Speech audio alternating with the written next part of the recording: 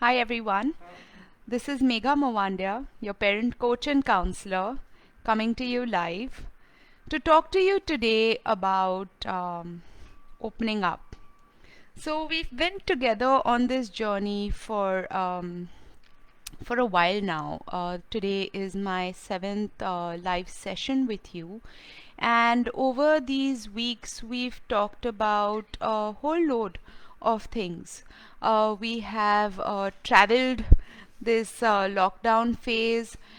We started talking about wellness and mental health, what working from home means, how to balance working from home, the pockets of mental health space that we can create, children's needs. We talked about children's education, special time as a tool. We talked about play listening as another tool. And last time we talked about the importance of setting limits. This is the last of the sessions I'm going to conduct on in this series right now.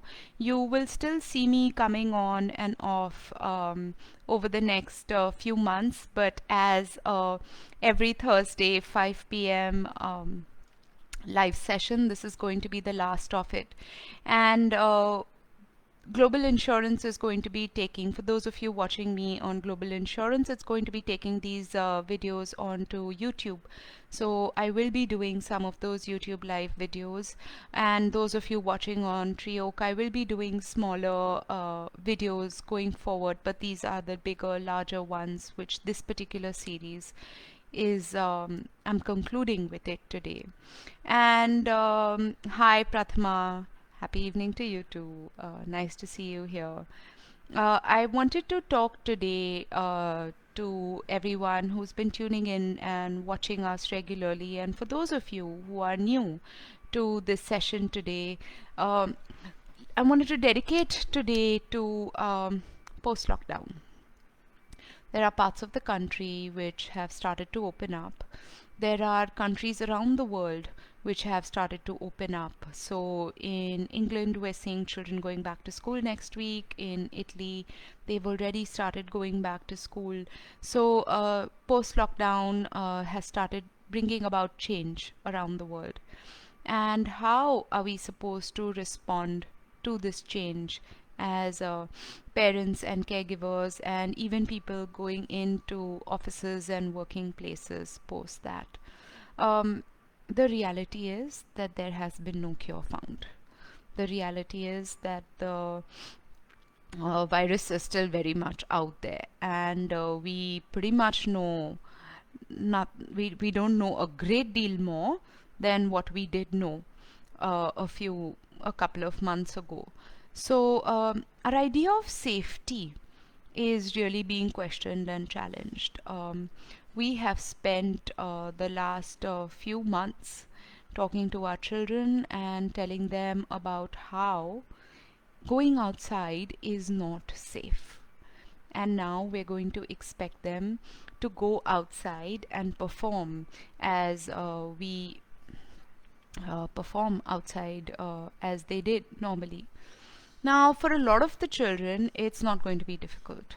They're going to be, they're really going to pick up where they left off. They're going to go out, they're going to play, it's really like nothing happened. And this talk is not necessarily for those children. But the reality is you're not going to know till you're in that situation whether your children needs that scaffold or doesn't need that scaffold.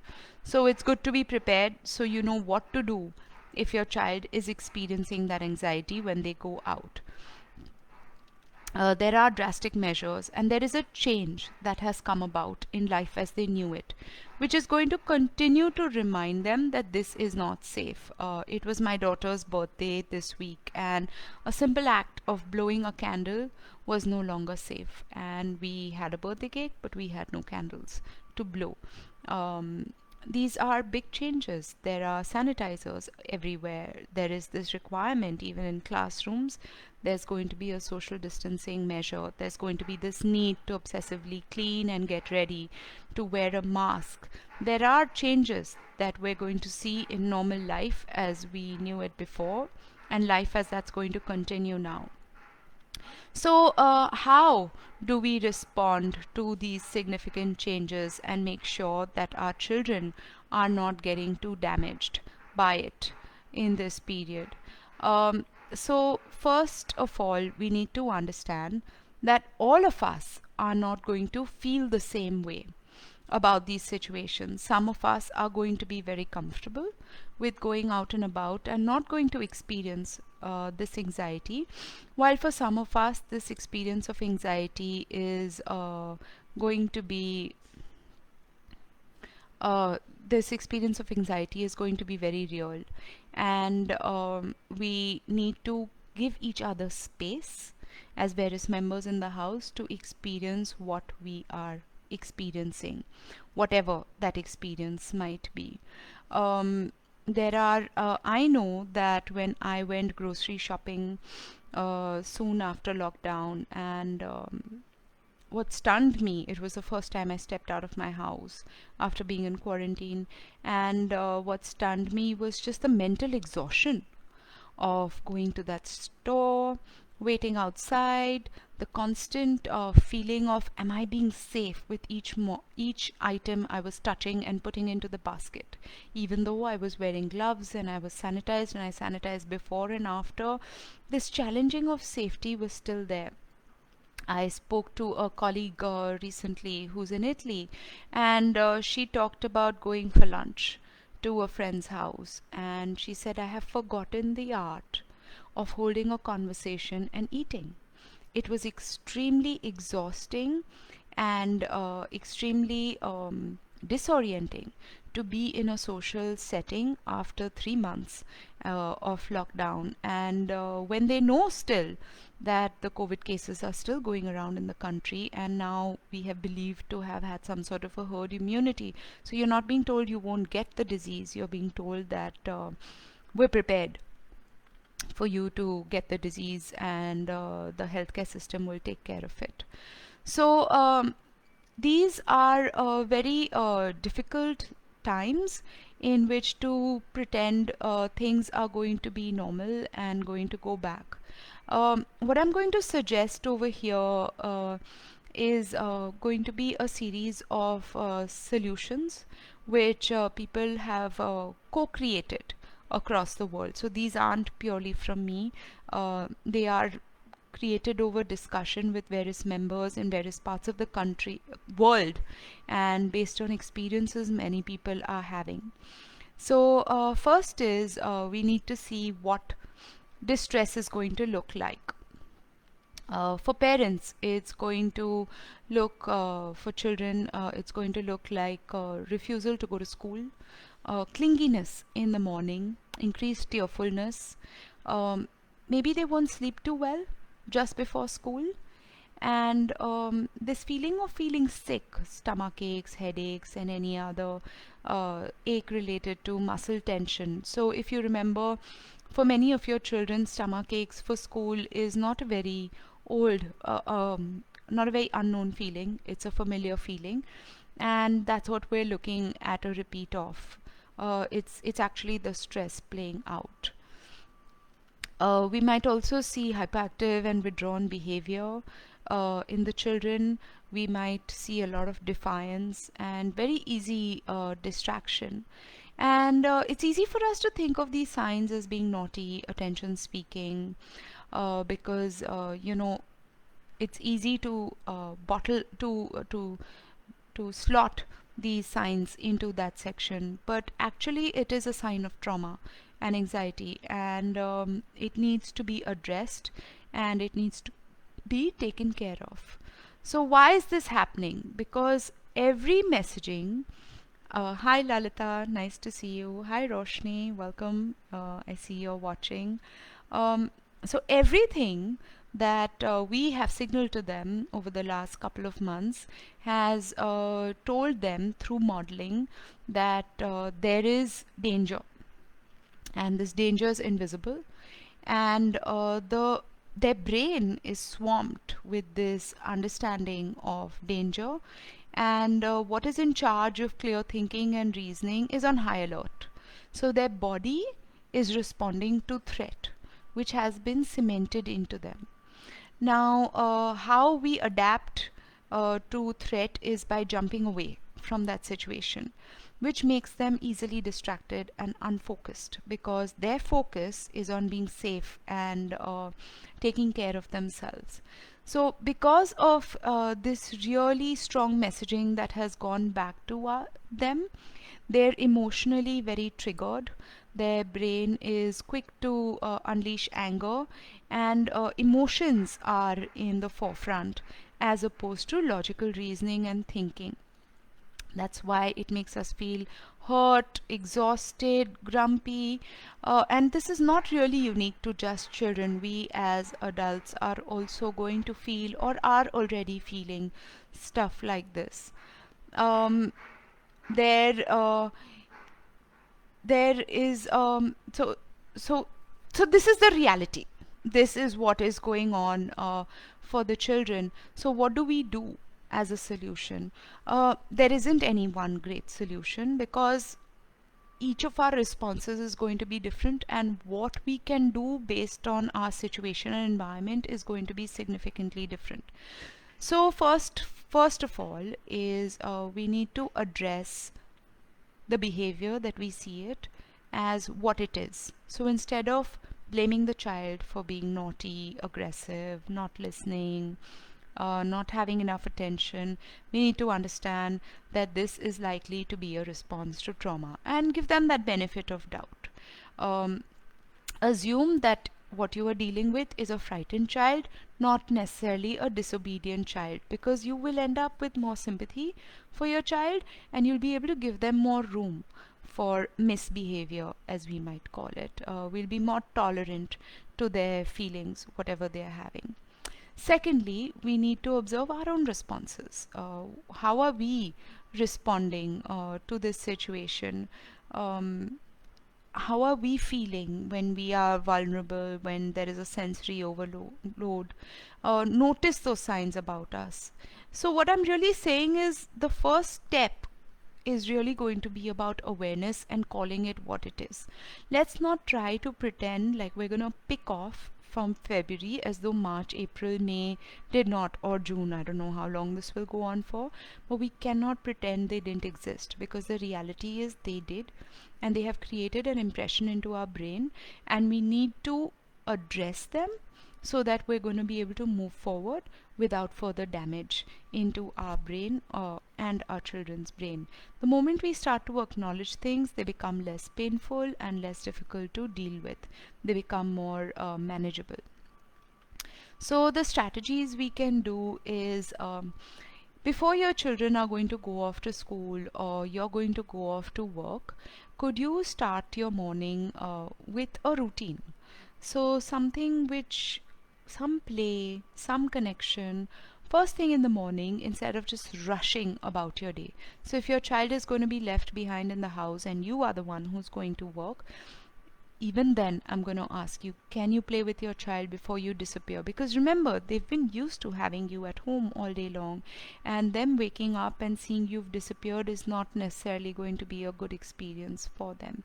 So start a routine, start connection in the morning before you leave, and see if you can start this routine at least a week before either of you get out of your house. So a week before children have to go to school, get them into the routine of getting up and getting ready and playing, or a week before you need to go to work, start getting them used to that, you know, I'm going to go to work, or when you're going to go to school. So start using this language of anticipation that week before, so that it's not going to come as a total shock, and they've had a week to prepare themselves and know what to expect out of themselves before they do go in. Start using language like when you go to school or when I go to work instead of if, because to be very honest, till now even I've been using the language God alone knows when you're going to go to school, if you go to school ever again.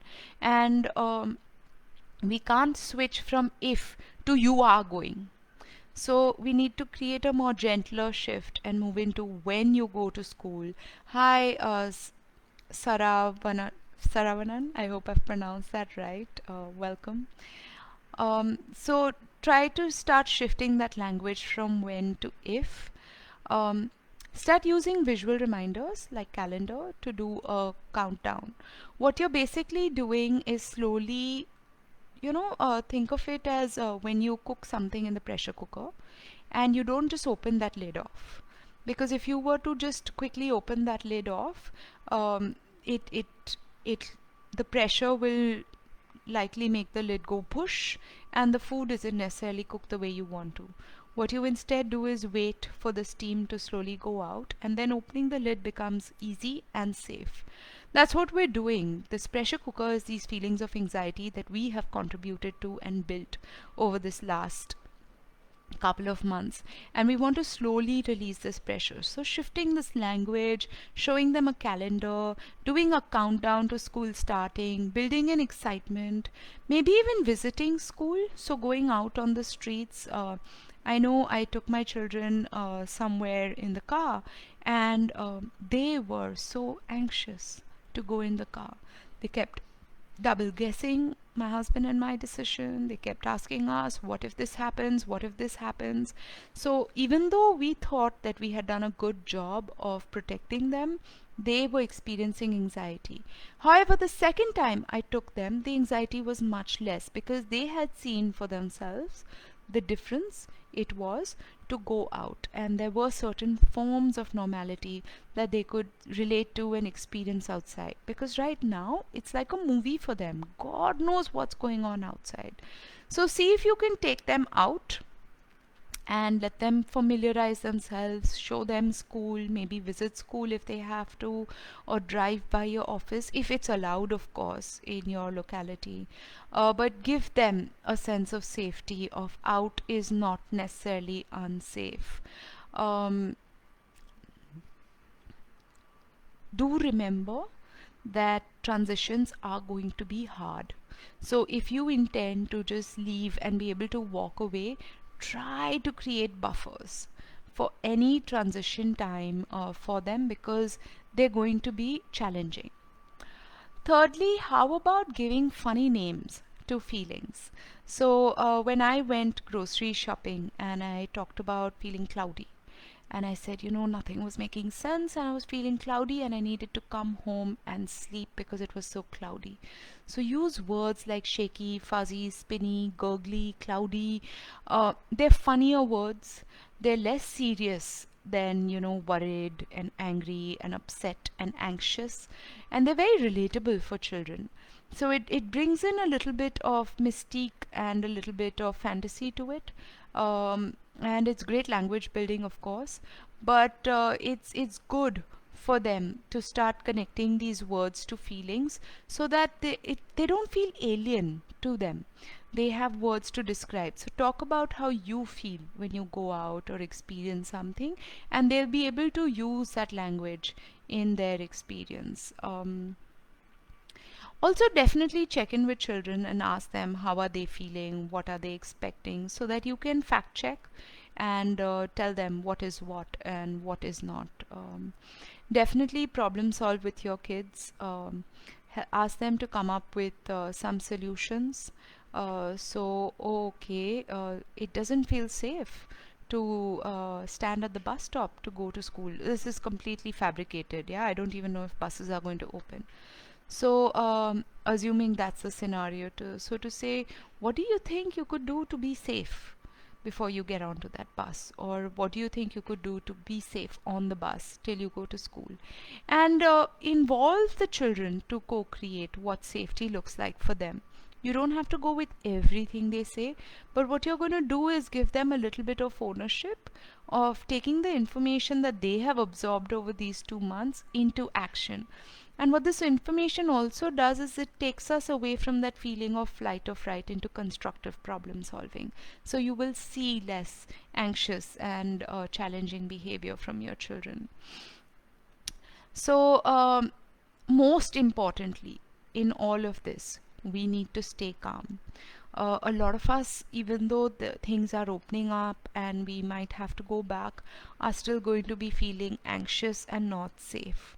we need to address these feelings. We need to build buffers for ourselves. We need to find the help we can to work through these feelings, because for many people it's not a choice, or the choice is a very significant difference that we're going to have to accept in our life.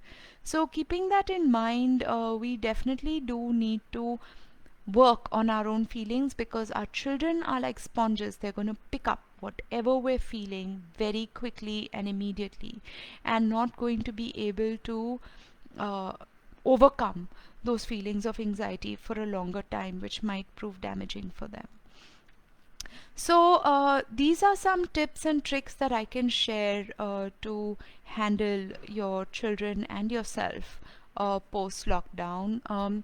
I hope this series has been of help to all of you, and they're all available on treeoak.india's Facebook page, and you're most welcome to scroll through them depending on wherever you are in your parenting journey. To be very honest, the suggestions that I have shared are not specific to this COVID situation. So, whether we are in lockdown or not, you're going to be able to adapt these tools into your everyday life and take care of a lot of challenges that you might be dealing with otherwise. So, here's to staying safe and being happy, and taking care of yourself and your children in the future. I hope to see you all again in some form or the other, over some of the videos that I might do on Facebook, over some that I'm doing on Instagram, or even in YouTube live. So stay tuned in. Do like my page treeoak.india and the global insurance page to follow what all we have in stock for you. Take care. It's been a privilege to be there with you all. This is Megha Mawandia, your parent coach and counselor. Thank you.